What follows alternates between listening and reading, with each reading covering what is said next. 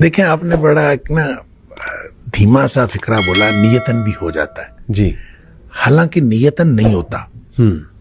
गुनाह जो है देखें, कुल्लु बनी आदम खत्ताउन, सही। अगरचे नबी पाक सल्लल्लाहु अलैहि वसल्लम ने फरमाया हर आदम का बेटा खताकार है, सही। हर इंसान से खता हो जाती है। बिल्कुल ठीक। वह खैरुल खत्ताइन तव्वाबुन, बेहतरीन खताकार वो हैं जो वापस आ जाते हैं। अल्लाह। अब मसला ये है कि हो जाता है और कर लिया जाता है, इसमें फर्क है। सही। नियतन जो शख्स करेगा वो तो करेगा, सही। वो पहले नियत करेगा सही। और फिर वो करेगा। बिल्कुल ठीक। लिहाजा गुनाह करने वाले और गुनाह जिनसे हो जाता है, इन दोनों में फर्क है। ठीक।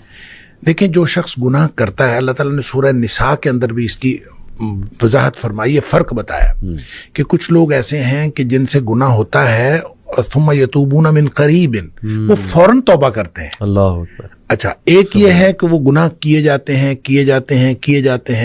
कि जब मौत करीब आ जाती है फिर वो कहते हैं कि अब मैं तौबा करता हूं, उनकी तौबा अल्लाह कबूल नहीं करता। अल्लाह। अब इन दोनों में फर्क क्या है? फर्क वो नियत से करने का और हो जाने का है। ठीक। अच्छा, जो शख्स नियत से गुनाह करता है, मैं इनको कहा करता हूं कि ये सियाने गुनाहगार हैं। अल्लाह। यानी सोच समझ कर गुनाह करते हैं। सही। और सोच समझ कर गुनाह करता है इंसान उस वक्त करता है जब इंसान अपने आप को मुआशरे के साथ कंपेयर करता है और इंसान कहता है कि मुआशरे में इतने गुनाह हो रहे हैं, सही, तो ये मैं एक छोटा सा गुनाह कर लूंगा तो क्या फर्क पड़ता है। जब आदमी ये सोच के गुनाह करता है, हालांकि एक तो इंसान की इस्तिताअत का किसी दूसरे की इंसान की इस्तिताअत के साथ कंपैरिजन है ही नहीं। बिल्कुल ठीक। ला युकल्लिफुल्लाहु नफ्सन इल्ला वुसाहा जो है, हर शख्स का इम्तिहान उसकी इस्तिताअत के मुताबिक। सही। लिहाजा हो सकता है कि कोई दूसरा कोई बड़ा गुनाह करके भी बख्शा जाए और आपको छोटा सा गुनाह पकड़वा दे, ये हो सकता है। लिहाजा आप किसी के साथ कंपैरिजन नहीं कर सकते। सही। आपकी इस्तिताअत, आपकी सलाहियत वो अलग है, दूसरे की इस्तिताअत और सलाहियत अलग है। उसका इम्तिहान उसकी इस्तिताअत के मुताबिक, आपका इम्तिहान आपकी इस्तिताअत। लिहाजा इसकी कंपैरिजन आप कर नहीं सकते। लेकिन जो गुनाह करते हैं वो आमतौर पे इसको बुनियाद बनाते हैं, लोग इतने बड़े बड़े गुनाह कर रहे हैं, हम इतना छोटा सा कर लेंगे। ये जब सोच समझ के करते हैं तो इस कॉन्सेप्ट से तौबा की आम तौर पे तौफीक नहीं मिलती। अल्लाह। उसकी वजह यह है कि आदमी ने सोच समझ के किया होता है कि कोई हरज नहीं है कि मैं कर लूंगा तो क्या हरज है। उसको फिर तौबा की तरफ बिल उमूम उसका ध्यान तवज्जो ही नहीं जाती, क्योंकि उसने सोच के किया होता है क्या हरज है। बिल्कुल ठीक।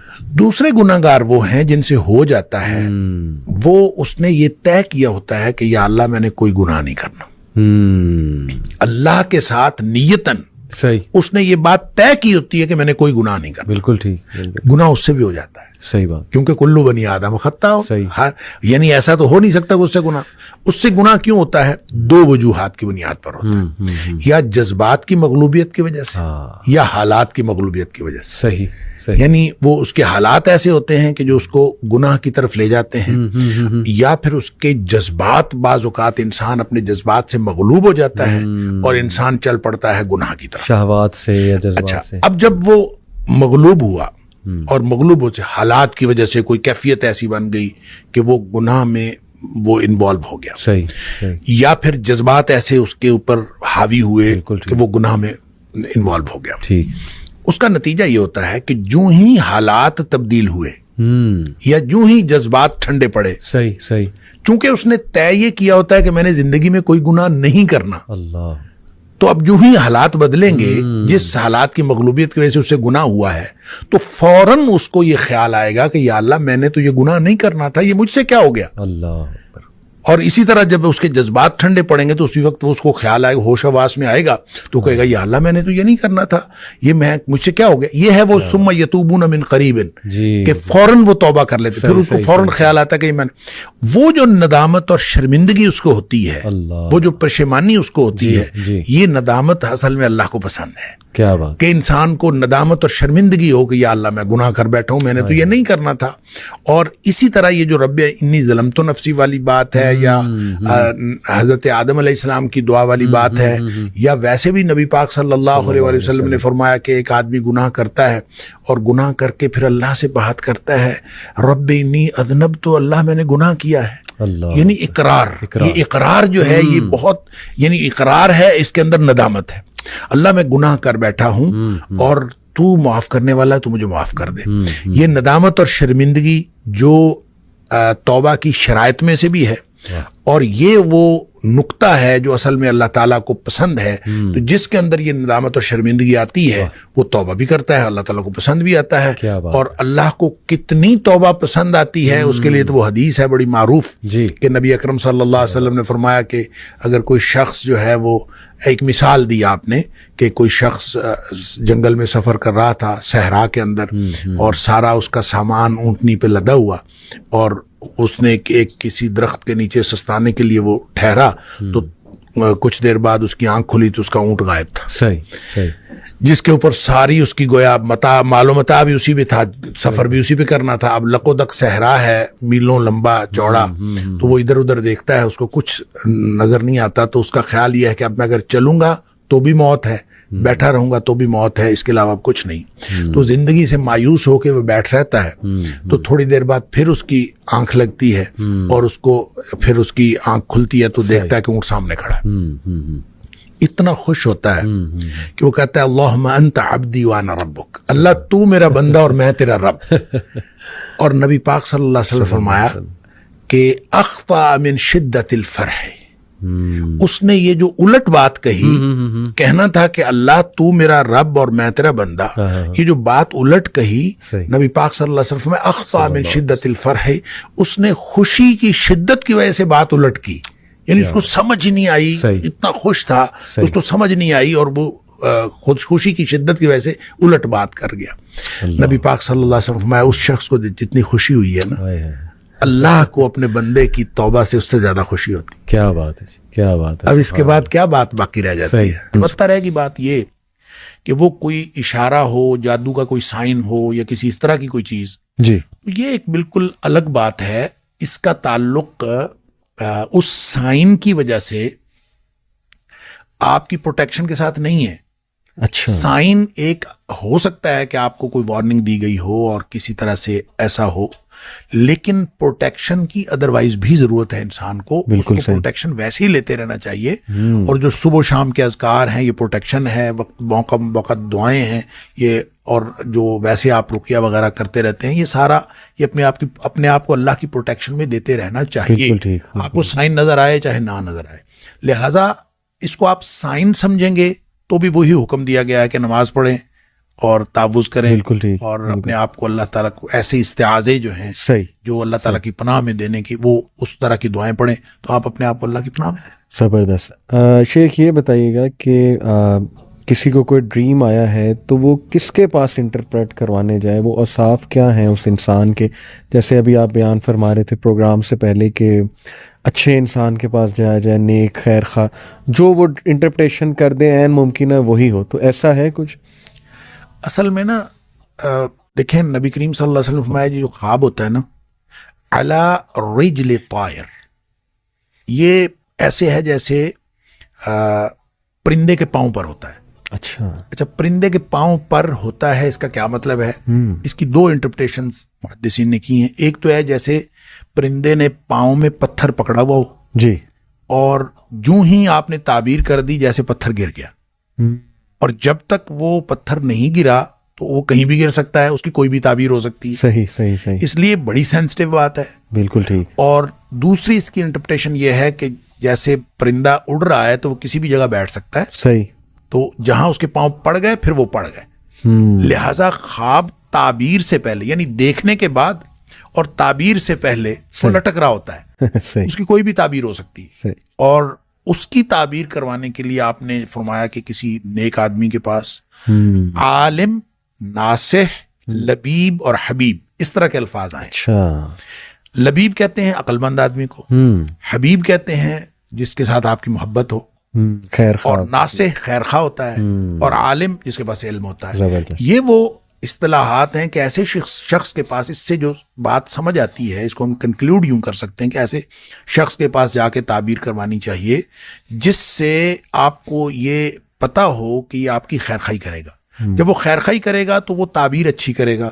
جب وہ اچھی تعبیر کرے گا تو وہ جو پرندے بیٹھنے والی بات ہے وہ پھر کسی اچھی جگہ بیٹھ جائے گا، تعبیر اس کے مطابق خواب ہو جائے گا. اس لیے لگتا یہ بھی ہے جب آپ حدیث سے مختلف واقعات کو دیکھتے ہیں تو لگتا یہ بھی ہے کہ تعبیر کرنے سے سیم خواب کی تعبیر مختلف ہو سکتی ہے۔ ایک روایت میں یہ بھی آتا ہے کہ آپ 4 قسم کے لوگوں سے تعبیر نہ کروائیں۔ اچھا، جاہل سے نہ کروائیں، دشمن سے نہ کروائیں، کم عقل بیوقوف آدمی سے نہ کروائیں، صحیح، عورت سے بھی نہ کروائیں۔ اچھا، یعنی آپ کسی عورت سے تعبیر کروائیں گے، عام طور پہ چونکہ خواتین زیادہ سینسٹیو ہوتی ہیں، ٹھیک، اور یہ سینسٹیوٹی میں وہ عام طور پہ اس میں دوسری طرف جانے کا امکان ہوتا ہے۔ ٹھیک ہے، دشمن دشمنی کرے گا، جاہل جہالت کا اظہار کرے گا۔ اس لیے اس طرح کے لوگوں کی بجائے عالم عقل مند اس آدمی سے جس کا پتہ ہو کہ خیر خائی کرے گا۔ ٹھیک ہے۔ اچھا، ایک بڑی جو دلچسپ ایک واقعہ میں رہا تھا، مجھے بہت حیرت ہوئی کہ یہ اندازہ کیجئے آپ، حضرت عائشہ صدیقہ رضی اللہ تعالیٰ عنہا والی جو حدیث میں آپ کے پاس پہلے بھی ذکر کر رہا تھا، جی کہ آپ فرماتی ہیں کہ ایک خاتون کو خواب آیا، اور اس کو خواب کئی دفعہ آیا، ایک ہی خواب۔ ایک دفعہ اس کو خواب آیا، اس کا شوہر گیا ہوا تھا سفر پہ، اور اس نے خواب میں دیکھا کہ اس کے گھر کا ستون گر گیا اور اس کے گھر بچہ پیدا ہوا ہے، وہ حاملہ تھی، صحیح، اس کے گھر بچہ پیدا ہوا ہے اور وہ کانا ہے آنکھ سے۔ ٹھیک ہے۔ وہ آئی آ کے اس نے نبی کریم صلی اللہ علیہ وسلم سے خواب بیان کیا، آپ نے فرمایا کہ تیرا شوہر خیر و عافیت کے ساتھ واپس آ جائے گا، صحیح، اور تیرے گھر ایک نیک بچہ پیدا ہوگا۔ صحیح، بڑی خوش ہوئی، چلی گئی، ویسے ہی ہوا، جی، شوہر بھی خیریت سے واپس آ گیا، اللہ تعالیٰ نے بیٹا بھی عطا فرمایا۔ پھر کہتے ہیں کہ اس نے کچھ عرصہ بعد پھر یہی خواب دیکھا، اور پھر وہی سچویشن تھی، وہ حاملہ بھی تھی اور اس کا شوہر گیا ہوا تھا۔ نبی کریم صلی اللہ علیہ وسلم نے پھر اس کی وہی تعبیر فرمائی۔ صحیح، تیسری دفعہ حضرت عائشہ صدیقہ رضی اللہ تعالیٰ فرماتی ہیں کہ پھر وہ خاتون آئی ایک دفعہ، نبی کریم صلی اللہ علیہ وسلم گھر پہ تشریف فرما نہیں تھے، تو اس نے کہا میں نے خواب دیکھا ہے اور میں نے خواب بتانا ہے نبی کریم صلی اللہ علیہ وسلم۔ صحیح، حضرت عائشہ صدیقہ رضی اللہ تعالیٰ نے فرماتی میں نے اس سے اصرار کیا کہ مجھے بتاؤ، وہ کہتی نہیں، میں نے تو اللہ کے رسول صلی اللہ علیہ وسلم کو بتانا۔ صحیح، تو بہرحال اصرار کے بعد اس نے بتا دیا، اور سیم خواب تھا، سیم سچویشن تھی، اس کا شوہر گیا ہوا تھا، اور حضرت عائشہ صدیقہ رضی اللہ تعالیٰ نے فرماتی میں نے سوچا ابھی ستون گر گیا ہے گھر کا اور بچہ کانا پیدا ہوا ہے، تو میں نے اس کی تعبیر کی کہ تمہارا شوہر فوت ہو جائے گا اور تمہارے گھر فاسق و فاجر بچہ پیدا ہوگا۔ تو وہ فرماتی ہیں ایسے ہی ہوا، اس کا شوہر فوت ہو گیا اور اس کے گھر بچہ پیدا ہوا، اور وہ ٹھیک نہیں تھا۔ اب اندازہ کیجیے سیم خواب ہے اور تعبیر چینج ہو، تو یہ ہے علی رجل طائر، کہ جو پرندے کے پاؤں پر تھا تو آپ نے جو تعبیر کر دی ویسا ہوگا۔ اس لیے یہ بہت سینسٹیو معاملہ ہے، تو ایسے شخص کو خواب سنانا چاہیے جس شخص کے بارے میں آپ کو معلوم ہے ایک تو وہ غلط بات نہیں کرے گا، جہالت پر مبنی بات نہیں کرے گا، دشمنی نہیں کرے گا، اور خواہ مخواہ کسی چیز کو سینسٹائز کر کے اور جذباتیت میں بات نہیں کرے گا، اس شخص سے بات کریں وگرنہ آپ نہ۔ بہترین جی۔ ایک بڑی انٹرسٹنگ تھیوری شیخ ہے ڈریمز کے بارے میں۔ کچھ لوگ کہتے ہیں کہ ہماری جو روحیں ہیں، جیسے آپ نے بھی شروع میں بیان کیا اور قرآن سے بھی ثابت ہے، اللہ سبحانہ تعالیٰ روح جو ہے وہ اللہ کے پاس چلی جاتی جب ہم سوتے ہیں، قرآن مجید سے بھی ہے۔ تو وہ کہتے ہیں کہ یہ روح جو بھی اس کا سفر ہے، جو بھی وہ کر رہی ہے عالم ارواح میں یا جہاں بھی وہ گئی ہے، جیسے کسی فوت شدہ بندے سے ملاقات ہوتی ہے تو اس کی روح سے واقعی ہی ملاقات ہو رہی ہے۔ اس میں کتنی حقیقت ہے کہ کیا یہ روح کے ایکسپیرینسز کو ہم خواب کہتے ہیں؟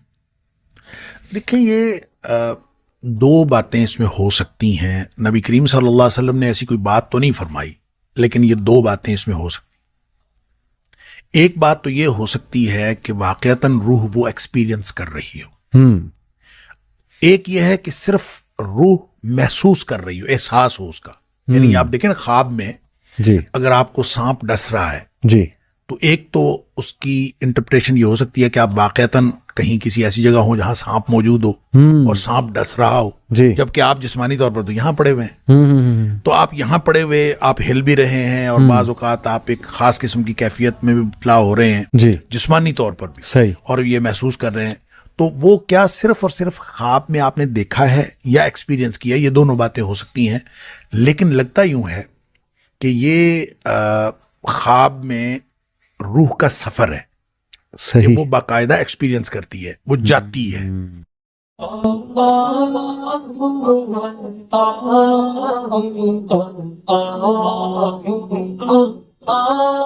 Allah